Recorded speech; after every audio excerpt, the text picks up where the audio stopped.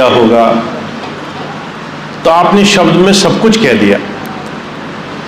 हर एक शब्द के माध्यम से आपने इस भौतिक जगत से लेकर के उस प्रभु देश तक सारे भेद की बात अभी कितनी बार कही है,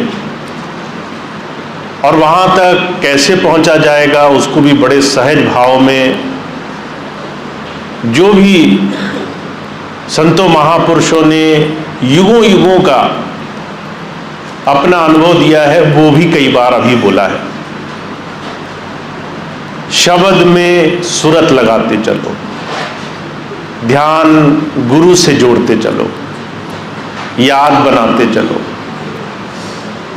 कितने सहज, कितने आसान इस कलयुग में संतों महापुरुषों ने हमें रास्ते दिए हैं, जिससे मन बुद्धि, जिससे शरीर, जिससे संसार के तमाम संकट वो हमारे सहज में दूर होते हैं। और सिर्फ उन रास्तों के, उन छोटे छोटे साधनों के माध्यम से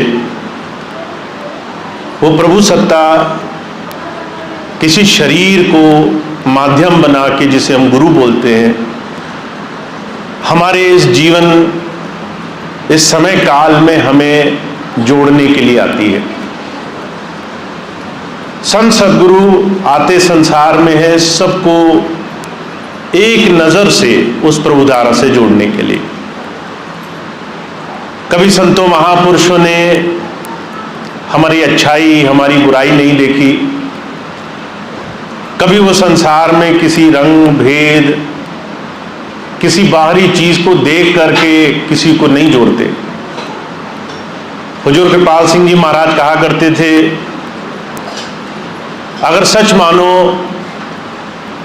तो गुरु सत्ता आती ही है उनके लिए जो भूले हुए हैं, भटके हुए हैं, भ्रमित हैं, रास्ता भूल चुके हैं और उन्हें खुद रास्ता नहीं मिल रहा। उनके लिए जो विषय विकारों में उलझ गए हैं, उनके लिए जो पाप कर्मों में लंपट हो गए हैं। पर गुरु जब भी संसार में आता है वो कभी अच्छाई और बुराई के तराजू में किसी को नहीं तौलता।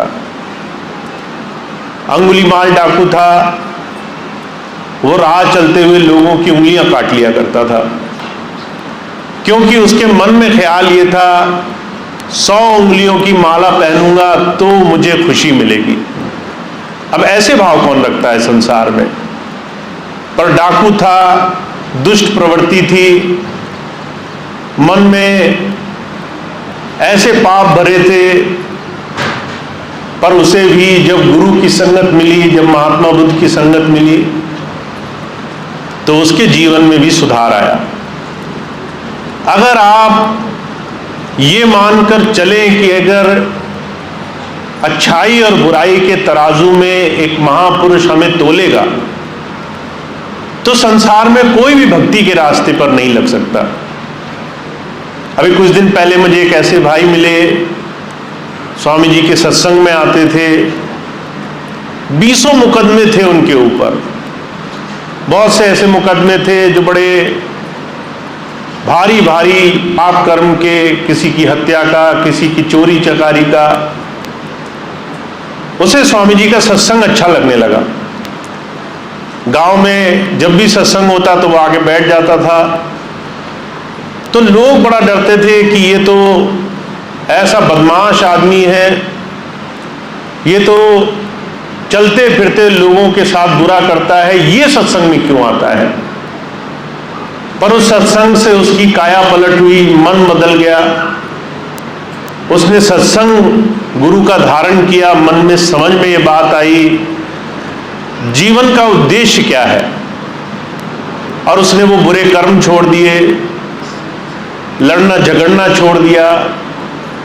और अभी उसने सत्संग लिया, अगले महीने बहुत रोज आ करके कि मेरे यहाँ सत्संग लगाया जाए, मेरे गांव में सत्संग लगाया जाए।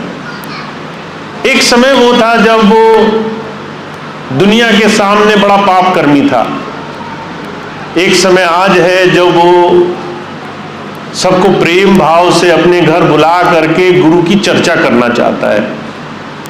हुजूर कहा करते थे कि जो बदलाव आता है संसार में, ये सिर्फ और सिर्फ कोई महापुरुष, संत, सद्गुरु, कोई पुण्य आत्मा अपने जीवन में से अपने उस तमाम संसार में जो जीव हैं उनके सुधार, उनके भले के लिए करने के लिए आते हैं। हम सब लोग कहीं ना कहीं अच्छाई और बुराई के इस तमाम पात्रता में बंधे हुए हैं। किसी ने बड़े अच्छे कर्म किए हैं, किसी ने कहीं ना कहीं संसार में किसी न किसी चीज से लग करके कुछ ऐसी चीजें भी करी होंगी जिसका उसे बड़ी खुशी नहीं है, और किसी ने अपने जीवन में ऐसा भी माहौल पाया होगा जहां उसने ज्यादा खराब कर्म किए हैं। पर जब संत आते हैं, महापुरुष आते हैं, तो उनके साथ जो समय हमारा गुजरता है वो हर एक क्षण, हर एक पल हमारे अंदर चेतनता से, विवेक से, समझबूझ से सुधार के लिए होता है। अर्जुन कहा करते थे, जहां सुधार नहीं है वहां पर अध्यात्म की, प्रभु भक्ति की, गुरु की शरणागत भाव की सच्ची समझ नहीं है। इसीलिए जब जब महापुरुष आए तो एक ही बात कही, और वही चीज हमें समझनी है। हमारे जीवन में परिवर्तन, बदलाव होना बहुत जरूरी है। हर एक इंसान अलग अलग तरीके से संसार में आज फंसा हुआ है। मैं बहुत से पिछले दिनों भाई बहनों से मिला, जब वो साधना पर बैठते हैं, ध्यान पर बैठते हैं, तो उनका मन नहीं टिकता। ये उनके फंसाव की स्थिति है। मन नहीं फंसने का, नहीं टिकने का मतलब है मन कहीं और उलझा हुआ है, कहीं निंदा में उलझा हुआ है, कहीं चुगली में, कहीं दुनिया की चर्चाओं में, कहीं दुनिया के बाहरी रस भोगों में। अगर आज हमारे पास कोई आकर बैठे और आकर के वो किसी दूसरे व्यक्ति की बुराई करने लगे, तो कई बार हम उस बुराई में रस ढूंढ लेते हैं। कई बार उसमें हमें बड़ा आनंद, सुख, विनोद, बड़ा खुशी का माहौल नजर आता है। हुजूर कहा करते थे, ये तमाम मन के संसार की चर्चाओं में, भौतिक चिंतन में, दुनिया की याद में फंसना भी कहीं ना कहीं बंधन है। और ये बंधन भी हमारे और हमारे सद्गुरु के बीच में जो एक संबंध है उसके साथ जुड़ने में कई बार बाधा पैदा करता है। तो जब संत आते हैं, वो कहते हैं किसी का बंधन बड़ा है, किसी का बंधन बहुत सूक्ष्म है, बहुत छोटा है। उसको समझ में नहीं आ रहा कि वो कैसे संसार में इन भौतिक चर्चाओं में उलझ करके, दुनिया के तमाम चिंतन में लग करके फंसा हुआ है।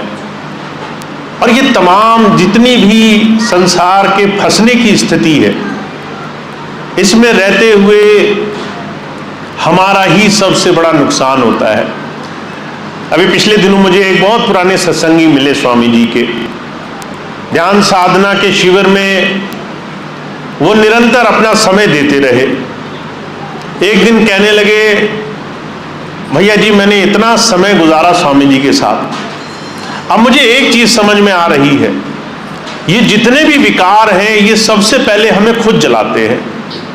अगर हमें गुस्सा आए तो सबसे बड़ा नुकसान किसे होगा? सबसे पहला हमारा मन व्याकुल होगा। गुस्सा आते ही सबसे पहले हमारा मन जलेगा, हम परेशान होंगे, हमारा मन व्यथित होगा, हमें अस्थिरता आएगी, अशांति आएगी। सामने वाले को बहुत देर में पता चलेगा कि आप उससे नाराज हो। अगर आप मन में किसी बात से परेशान है, चिंता में है, तो सामने वाले को नहीं पता चलेगा कि आपको चिंता हो रही है। सबसे पहले वो चिंता आपके मन को खाएगी, आपके मन को संसार में उलझाएगी। वो भाई कहने लगे, मुझे इतने वर्षों के बाद समझ में आया, ये जो छोटे छोटे विकार हैं, सूक्ष्म विकार, ये सबसे ज्यादा हमारे ही अपने मन को, हमारे ही अपने शांति के स्वभाव को खिन्न करते हैं, सबसे ज्यादा हमें ही परेशान करते हैं। और जब बार बार गुरुजी कहते हैं इनको साधो, इनको समर्पित करो, परिणाम के, दुनिया के बाहरी भौतिक सुखों के कैसे हमें लाभ मिलेंगे उसकी चिंताओं में मत उलझो, तो वो हमें, हमारे मन को इन तमाम चीजों से बचाना चाहते हैं। वो चाहते हैं कि कैसे हम अपने अंदर हो रही इस बारीक सूक्ष्म मन की गति से शरणागत होना शुरू कर दें, कैसे हम अपने जीवन में अपने तमाम जीवन का जो भी अच्छा या बुरा बोझ है वो अपने ऊपर लेकर ना चले। मुझे बड़ी अच्छी तरह से याद है, स्वामी जी कई बार इस बात को कहा करते हैं। कहते हैं अगर आप संसार में किसी समर्थ पुरुष के पास पहुंच गए और उसके बाद भी आपको संसार में किसी भी चीज की चिंता है, तो आपने दो में से एक चीज अभी ठीक नहीं करी। या तो आपने गुरु की शरण नहीं पकड़ी, या फिर आपने संसार की चिंताओं से अभी छुटकारा पाने का व्रत नहीं लिया। अगर आपको समर्थ पुरुष मिल गया तो चिंता कैसी, वो सारे काम अपने आप ठीक करेगा। और अगर उस पर विश्वास नहीं है तो फिर गुरु भक्ति कैसी, फिर तो हमारी चिंताएं हैं, हमें ही बोझ उठाना है, हमें ही कर्म भोगने हैं। तो जब जब संत आते हैं वो हर एक तरीके से हमारे मन को, जो हमारा सबसे बड़ा गुरु भक्ति के रास्ते में बाधक है, उसकी तरफ हमारी नजर जाए और हमारी दिनचर्या में हम उस पर अंकुश लगाएं, इस बात को समझाने के लिए आते हैं। हुजूर कहा करते थे सिर्फ दो ही तरीके होते हैं इस मन को साधने के। एक तो शब्द धुन आ जाए, अंतर से शब्द खुल जाए, आपका मन उस शब्द में जुड़े और आपका मन दुनिया में लगे ही नहीं, दुनिया की चिंताओं को अपने आप आपका मन छोड़ दे।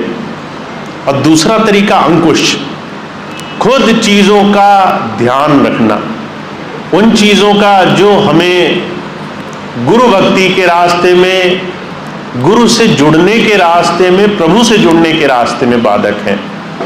भगवान श्री कृष्ण ने ये कहा कि आपको ये काम, गुरु और अपने बीच में ये जो मन अड़चन डालता है, इसको सुधारने का काम यही करना है। इसीलिए उन्होंने कहा कि ये कर्म भूमि है। आप जितना भी जीवन यहां गुजार रहे हो उसको आप या तो संसार के भोग की तरह देखो, या फिर संसार में उस प्रभु से जुड़ने की तरफ, योग की तरफ देखो। अगर आप सारा जीवन इस नजर से जिए कि आपको अपने जीवन में उस प्रभु से जुड़ना है, तो आपके लिए संसार की चिंताएं अपने आप आपका रास्ता साफ करती जाएंगी। उससे जुड़ने का मतलब यह है कि चिंताओं का इस जीवन में ना रहना। इसलिए शहंशाह जी महाराज बार बार इस बात को कहते हैं चाह गई चिंता गई, मनवा बेपरवाह, जिसको कुछ नहीं चाहिए सो शाहन को शाह। अगर आपको दुनिया की सबसे बड़ी दौलत चाहिए तो उसके लिए एक रास्ता है, आपके मन को चिंतन करने का अभ्यास होना चाहिए, चिंता का अभ्यास नहीं होना चाहिए।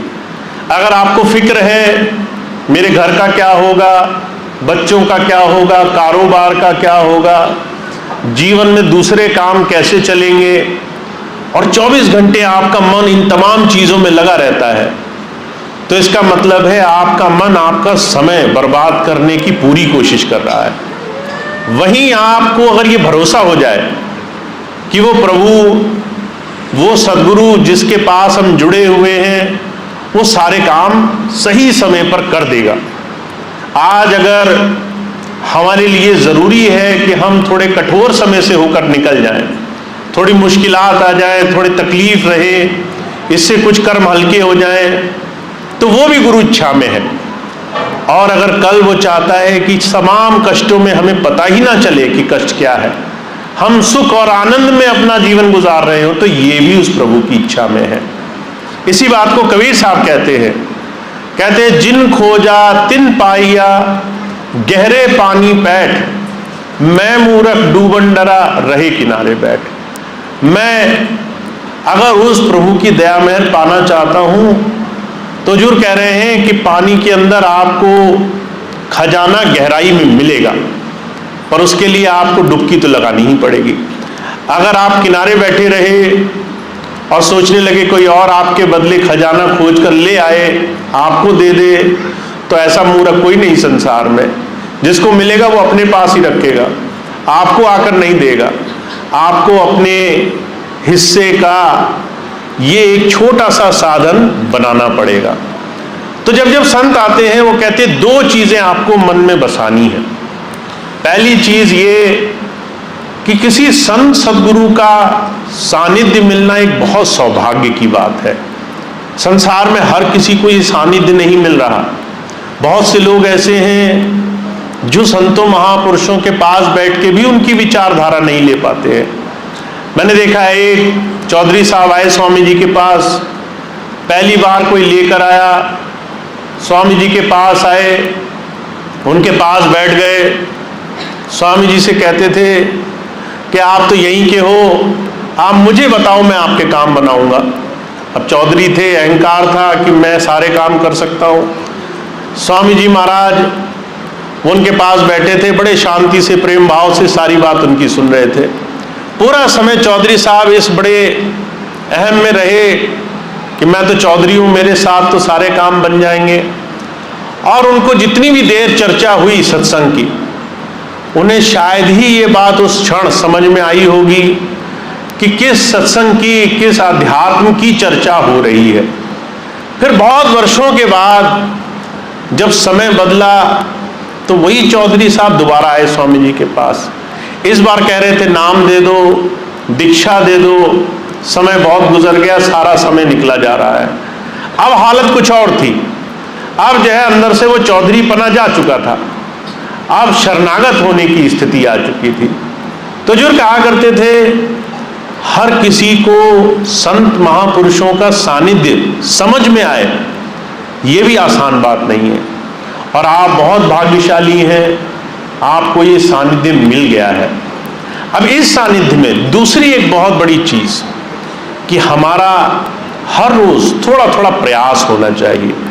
जब मैं देखता हूँ बहुत से भाई बहन शब्द पढ़ते हैं और बहुत से भाई बहन जब उस शब्द में ध्यान लगाते हैं, उस शब्द को बहुत गौर से सुनते हैं, खुद उसके साथ जुड़ते हैं, तो मुझे ये साफ दिखाई देता है कि आप अपना आधा काम कितनी आसानी से कर रहे हैं। शब्द को पढ़ना, उसमें ध्यान लगाना, उसकी एक एक छोटी से छोटी बात को विनती और प्रार्थना की तरह करना, वो शब्द आपकी प्रार्थना बन जाए अपने सदगुरु से कि हमारा ध्यान, हमारा जो सूरत है वो शब्द में लगे, ये आपकी प्रार्थना बन जाए। तो जो कहा करते थे छोटी से छोटी एक बदलाव की स्थिति भी हमारे अंदर शरणागत भाव बना देती है, जुड़ने की स्थिति बना देती है। तो जो कहा करते थे भक्ति कोई बहुत मुश्किल काम नहीं है। लोगों ने इसको बहुत डरा डरा करके कि भक्ति बहुत मुश्किल है, किसी से नहीं होगी, संसार में सबको उल्टे रास्ते पर लगा रखा है। पर भक्ति जितनी सहज है उससे ज्यादा सहज संसार में कोई और चीज नहीं है। सिर्फ एकाकार, सिर्फ अपनी प्रार्थना करने का विषय है। हम अपनी प्रार्थना अपने गुरु तक पहुंचा सकें, और उसके लिए आपको बहुत सारे साधन मिले हुए हैं। और एक सबसे आसान साधन ये है जो मैं समझता हूं कि जब भी आप प्रार्थना विनती करें तो वो प्रार्थना विनती आपकी होनी चाहिए। आपने अगर 2 शब्द बोले, 4 बोले, खुद बोले या सबके साथ मिलकर बोले, तो आपका ध्यान उस शब्द में होना चाहिए। और जब आप उस शब्द को बहुत प्रेम भाव से पढ़ेंगे तो धीरे धीरे आपको खुद महसूस होगा कि वो शब्द आपका हो गया है, वो विनती प्रार्थना आपकी हो गई है। वहां पर बोले जाने वाली वो पुकार, वो करुण भाव आपके हो गए हैं। जब आप एक क्षण में ऐसा करेंगे, जब आपके अंदर भाव पैदा होगा, जब आंखों में आंसू आएंगे, जब आपको ये महसूस होगा उसी क्षण कि मैं हूं या मेरा गुरु है, बाकी सब दिखाई देने बंद हो जाएंगे। हुजूर कहा करते थे उस दिन शब्द पढ़ने से ही काम होने लग जाता है। शब्द पढ़ने मात्र से ही आधे से ज्यादा काम आपका वहीं हल हो जाता है। तो संतों महापुरुषों ने बहुत सहज मार्ग दिया है हमें। आप शब्द पढ़ें, आप सेवा करें, आप प्रेम भाव लाएं, आप सबके साथ मिलकर के किसी भी शुभ कर्म में, किसी भी दिए हुए सेवा कार्य में अपना समय दें, अपना मन जोड़ें। और इसके लिए अगर आप थोड़ा सा भी समय दे रहे हैं तो ये आपके ध्यान भजन के लिए एक बहुत मजबूत कारण बन जाएगा। एक छोटी सी बात आपको बता के मैं अपनी बात समाप्त करूंगा। लखनऊ में 2 बहनें आई मेरे पास। एक बहन कहने लगी, भैया जी मैं रोज भजन पे बैठती हूँ, भजन पर बैठना अब ऐसा लगता है जैसे मैं सिर्फ एक ड्यूटी निभा रही हूँ, सिर्फ औपचारिकता कर रही हूँ, फॉर्मेलिटी की तरह। मैं बैठती हूँ क्योंकि आपने बोला, पर जब बैठती हूँ ना मन लगता है, ना जो है दुनिया के ख्याल जाते हैं, न मन बाहर की चीज़ों से हटता है। कई बार तो लगता है हम बैठे ही रह गए शरीर में, मन ने तो जरा सा भी साथ नहीं दिया। कभी 10 मिनट भारी लगते हैं, कभी 5 मिनट भी बहुत भारी लगते हैं, कभी लगता है कि समय कट ही नहीं रहा। ऐसे उसने अपने भाव रखे। मैंने उससे एक बात पूछी और वही बात सभी आध्यात्म का सार है। मैंने उनसे पूछा, आपको भजन क्यों करना है, आपको भजन की आवश्यकता ही क्या है? तो कहने लगी, बिना भजन के क्या होगा? मैंने कहा, भजन की आवश्यकता आप समझिए तो ही आप भजन कर पाएंगे। आपको भजन क्यों करना है? क्या आपको मालिक के दर्शन करने हैं? क्या आपको अंदर जुड़ना है? क्या आपके मन को शांति चाहिए? क्या आपको इस शरीर में उस भेद, उस रहस्य को जानना है? अगर आपको आपके ध्यान साधना का कारण नहीं मालूम है तो आप ध्यान करेंगे भी और वो होगा भी नहीं। जब आप प्रार्थना करते हैं, विनती करते हैं, तो आपके वो कारण बन जाते हैं। आपकी जब करुण पुकार बन जाती है, जब आप सच्चे दिल से एक छोटे से शब्द को भी उस प्रभु तक पहुंचाने में कारगर हो जाते हैं, जब आपकी एक पुकार भी सच्ची हो जाती है, तो आपके भजन में बैठने, आपकी साधना में बैठने के सारे कारण बन जाते हैं। अब मैं भजन पे क्यों बैठूं? क्योंकि मेरा ध्यान जुड़ा हुआ है, क्योंकि मेरी प्रार्थना जुड़ रही है, क्योंकि मेरी विनती उस तक पहुंच रही है। तो जो कहा करते थे, हर एक प्रेमी को खुद उस प्रभु की जब जरूरत होती है तो वो उसे लेने आ जाता है। जब तक दूसरे के कहने पे हम ये काम करते हैं तब तक हमारा काम नहीं बनता। इसलिए हमारे स्वामी जी महाराज कहा करते थे, भजन से ज़्यादा ज़रूरी है उसकी तैयारी करना।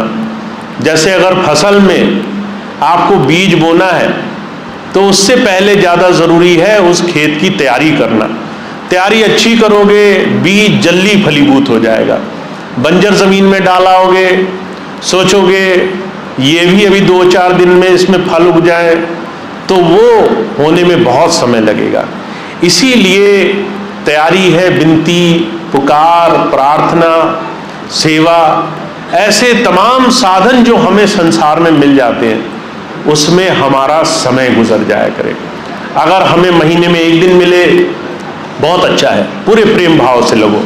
अगर 2 दिन मिल जाएं, अगर कम समय मिल रहा हो, सिर्फ 1 घंटा मिले, आधा घंटा मिले, जो भी समय मिले पूरे प्रेम भाव से उसकी तरफ हम जोड़ें। और जितना हम सच्चे होकर ये काम करेंगे उतनी जल्दी हमारा अभ्यास अच्छा होने लगेगा। महाराज जी कहा करते थे, जो अपने जीवन में पड़ताल रखते हैं उनका 2-3 महीने में काम बनने लग जाता है। 2-3 महीने में भजन बन जाए इसकी गारंटी महाराज जी दिया करते थे कि 2-3 महीने में आपका काम हो जाएगा। अब 2-3 कोई बहुत बड़े समय तो नहीं होते, 2-3 महीने। अगर कुछ नियम संयम पालन किया जाए और 3 महीने में काम बन रहा हो तो हर एक इंसान वो करने को तैयार हो जाएगा। तो जो कहा करते थे, सहज मार्ग है, आसानी से होगा। गुरु भी सिर्फ तुम्हारे ही लिए आया है और तुम्हारे लिए उसने हजारों साधन भी बना दिए हैं। सेवा के, प्रेम भाव के, सिमरन के, शब्द के। अब बस पूरे मन से उसमें अगर हम लग जाएं तो हमारा काम आसानी से होगा। और मैं सिर्फ इसी चीज़ को बहुत सच्चा मानता हूँ कि जब हम जिस काम में हों उसमें पूरा हमारा समय जाना चाहिए। अगर आप गृहस्थ में हो